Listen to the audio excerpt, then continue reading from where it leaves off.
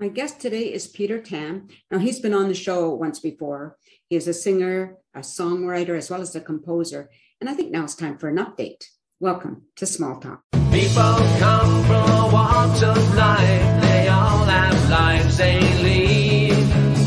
Any and all are welcome here to come and chat with me. Hi, everybody, and thank you for watching this show. If you've been here before, welcome back.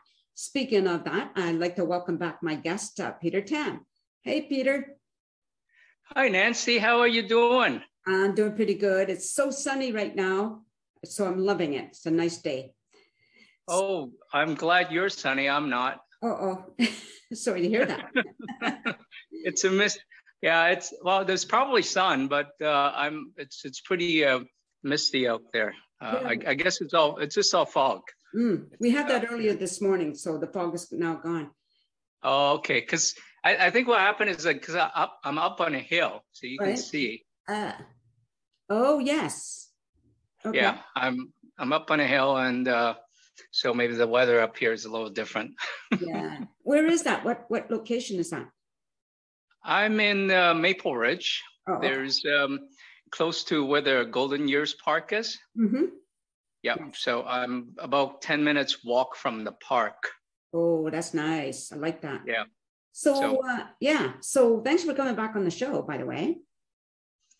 Well, thanks for having me. I guess, there's not a whole lot has happened. Okay. It's because of COVID, everything's canceled. I had tours. I think last time I was supposed to have a tour in November, and that got canceled because of all the flooding and road washouts. Mm-hmm. So and supply chain problems. So we canceled that, and then we were hoping to get something going by late December, and then Omicron hits, and you got the lockdown so all the stuff in January was canceled, and except tomorrow night. I managed to get a cafe to have me play there. They have a jazz night Wednesday, right? So I'm planning to do a little show there. So what is exciting is that I'm in my living room right now, and there's my regular baby gran, right? And then I made a portable gran. You made it. Yeah. See, wow. I don't know if you can see it, but I can. Yes, that's a good view of it. So it's a portable grand piano, and it's pop-up. So it's very lightweight. It's like a tent. Okay. So it looks like it because it's popped up. It's like a tent, right. But the whole thing folds up, and I can actually pack it away in my piano case. Oh, so it all goes, yeah. Is this something you designed yourself? Yeah.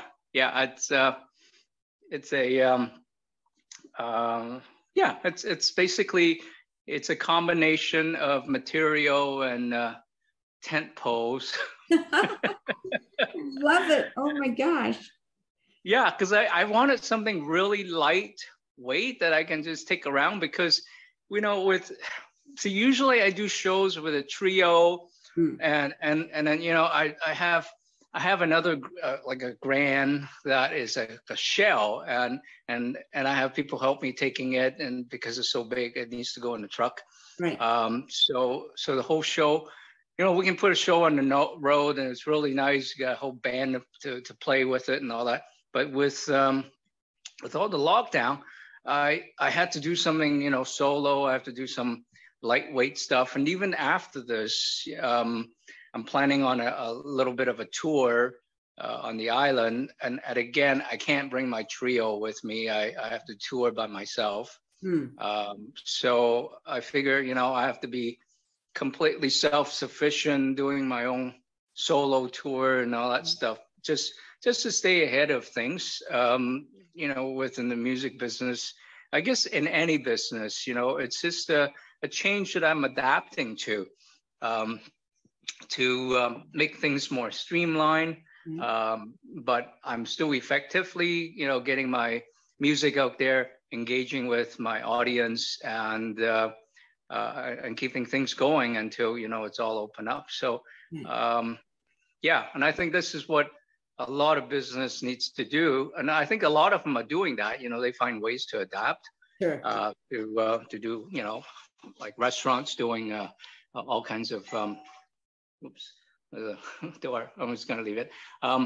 So it's a way of adapting, and for me, I'm just playing solos, and I still want to make things more grand, so I make a grand piano.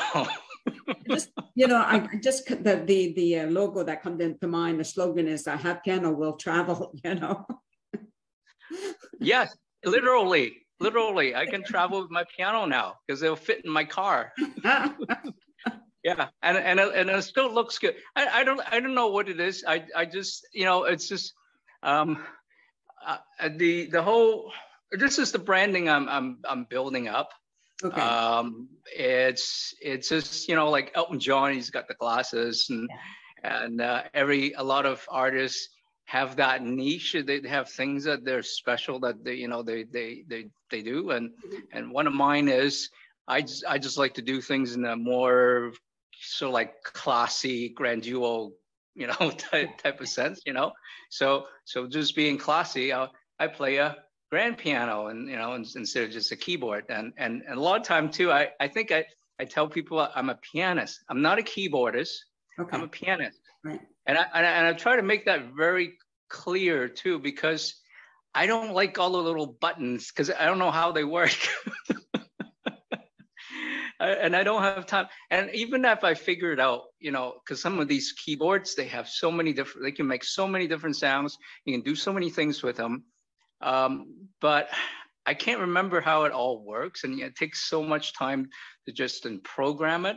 Right. And I don't think it's really part of what I'm doing. I'm not I'm not a sound creator. I'm a music creator. So it doesn't matter what kind of song I make. It's that melody, the harmonies, and the, so because I grew up in that, I grew up with classical, and it's all about the feel and the feeling of it. It's not so much of the instrument itself, but more of the what you're putting out, as a song. And so that's why a lot of times I try not to read any of the music. I try to have everything memorized, and then play it. So that's brings me to another interesting point, is I'm now working on classical pieces like these, like Beethoven's Moonlight Sonata. Can you show it again, please? Oh, there we go. Okay, good. It's backwards. Sorry. No, it's not. It doesn't show backwards to me. Really? Yeah. Oh, okay. Yeah. Yeah. So it's the first movement of Beethoven's Moonlight Sonata, Clair de Lune by Debussy, another Beethoven piece, Pathétique, second movement. So I'm actually memorizing these. Right. Like we got about 8 pages of all these little notes, and I'm gonna try to memorize them. And I have 2 days, because actually on Friday I have a little bit of a recital. Oh no! Oh my goodness! I'm playing 3 classical pieces, and I have it completely memorized, right. And and play them. So, and it's a little challenge for the last. I've been working on it for the last 2 weeks, or maybe 3 weeks. I have a friend that requested, those songs. It's more of a memorial service. Okay. And once you hear those songs, and I've been playing jazz. I haven't played any classic. I was trained classically, but I haven't played any classic for about maybe 15 years or something. Oh. So that's a lot of memory. And I'm learning these songs from scratch. So and on top of learning it, I try to memorize it, because when I try to sight read, it's almost like an actor. You know, when an actor, you can go and do a Shakespearean play and you read it, but you can't. It's not the same. You just don't. You can't just let things flow properly. Yeah. It just doesn't. And it's not only like acting is even worse, because you know it looks like that you're just reading. I mean, you can see it reading. Right. And a lot of musicians would just read it and they're okay. But for me, if I read, I sometimes, you know, slow down and stumble, just like anybody reading things, because if you're not anticipating what's coming, you don't know what's coming, then you get that little bit of a glitches and it's not smooth. So that's why I try to memorize everything, so that it'll just comes out nicely and smoothly, and I'll be able to put feelings into it. It's just that feel that I think it's more important than actually playing the notes. So some of them, I may not get 100% of the notes right, but close enough. As long as it feels right, I think that's more important. Right.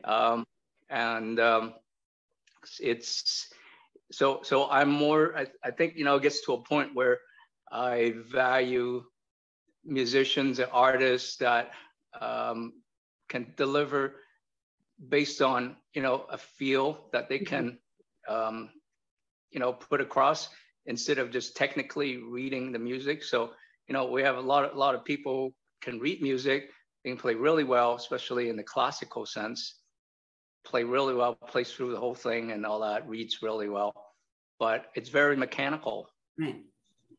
And so a computer can do that.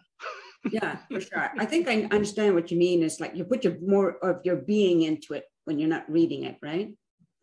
Yeah, you have to interpret it.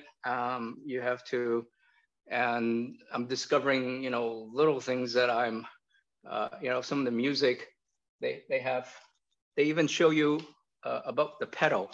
On the piano, there's a pedal. Yes. So here's the part I'm struggling with, because now I mastered 2 hands. Now I have to master the feet, the foot. I have to remember when to step on the pedal and not to let go. Oh my gosh. That's a whole new thing. So I'm not used to it. It always come automatically when I'm playing jazz. It's, and a lot of times with even, music that are like, the jazz and blues and classic rock, everything like that. They don't specify when you push on the pedal and all that stuff. You just kind of go on your own. Oh, okay. So yeah, so we just play chords, but with the classicals, it's every note is specified when you're going to push the pedal down, and for the reverb and all that. So there's a lot more to it, and I'm starting to discover that. I knew that way back, but it's just you just retraining your kind of muscle memory to do these things. So yeah, that's about it. Wow. But it helps that you had that training way back, right? Yeah, it takes a while to come back though. I thought that 3 weeks would be enough, but I'm still a little bit glitchy. So I have 2 more days to make sure everything goes smooth. I practice about 4 or 5 hours a day. Wow. Okay. That's all I do. Just been like for the last 2 weeks, just on the piano 3-4 hours a day. So I haven't got too much stuff done, but I'm there's not so much things going on.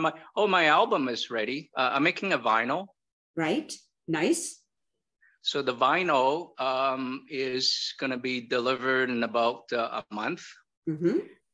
I have this vinyl made with it's in a green translucent color because my album is a walk in the woods. Okay. So the green translucent, there's a little bit of mixture of different colors in there. So I asked them to see if I can make it look like, kind of like green, like trees, you know, like bushes and trees and all. So it's kind of makes it like up like that a little bit, greenish, translucent. So that's the album, the vinyl, and hopefully that would be available when I do my little tour on the island on March 10th, 11th, 12th, 13th. Okay. So I'll be playing Port Alberni, Comox, Nanaimo, Kuala Lumpur Beach. So hopefully that's all. No more COVID. Well, yeah, it just drags out and drags out, right? It's so tough for everybody.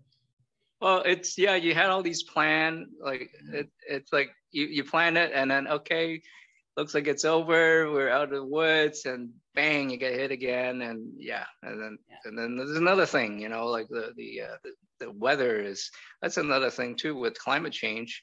Who knows what's going to happen, you know, with like, for example, if I have a tour in the interior, just my luck, there might be forest fires. Yes, exactly. And this flooding this summer was just terrible, right? Yeah. So so not just COVID, that we're kind of trying to navigate through, but with climate change, it puts a whole new level of challenge on these, you know, the tours, because you never know, that they all get canceled in last minute. And as you know, as a entrepreneur and artist, you put a lot of energy in these tours. There's a certain economic factor in it too. You know, it's an investment to prepare for the tour, to do the tour, and hopefully, you know, we try to, you know, get some payback from the tour. Usually, you know, artists do make money from touring and playing shows. So, and basically that's pretty much 90% of our income is, you know, playing, you know, out there playing and touring and doing things like that. And so when that becomes, you know, a big challenge, that means it hits, you know, affects a large portion of how you manage your revenue and all that. So yeah, because I have to look at this as a business. It's if I have a day job, I can do it. It doesn't really matter, but music is my day job. So that's why I can dedicate so much time towards it. So a lot of people thought that I was doing great, but no, I just work at it.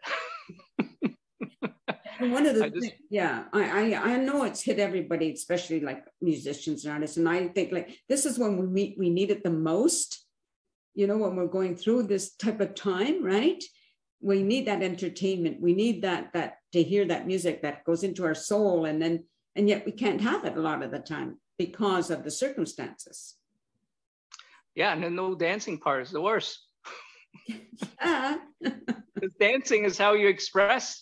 You know, the music and the dance is part of it's part of all that chemistry too. You know, it's so yeah, I think that's listening to music is great, and live streaming is okay. I mean, it's like it's cut down to like bare minimal.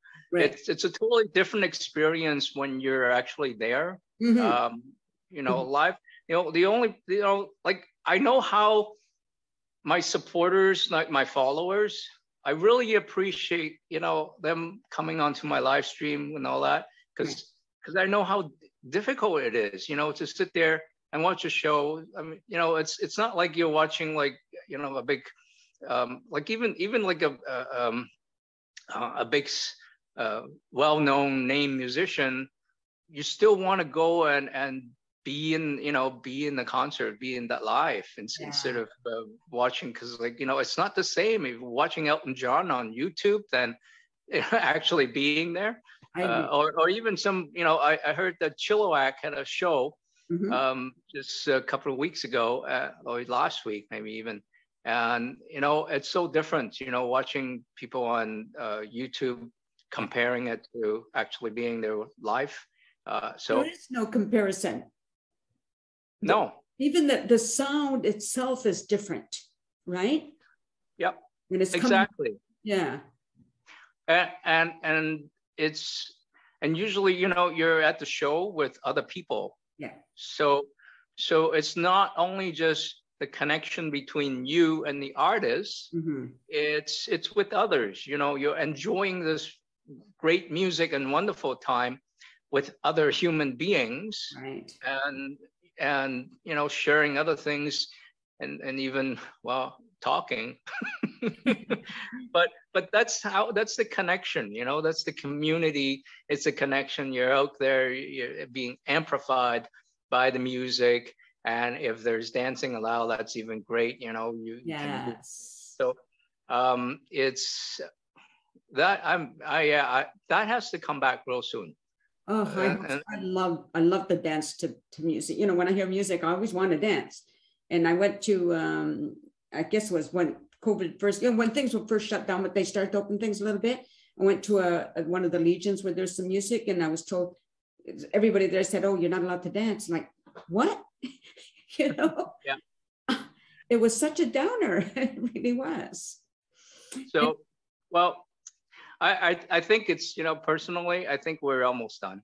You know, the curve of flattening. This is, you know, the fifth wave. It's usually the signs of the end of a pandemic. So we're seeing the hospitalization and you know, the numbers are going up, but they are from past couple of weeks, and we're just kind of getting them in now. So, but the number shows that we are plateaued, and so I think, you know, by February, it'll start, things, you know, start going down, and I think, you know, they might, I don't know, they might even lift the restrictions, maybe even a little earlier. Right. Yeah. But probably not until at least summer before we can, you know, take off the mask and sounds like so far away. And you know what? You wear glasses. Yes.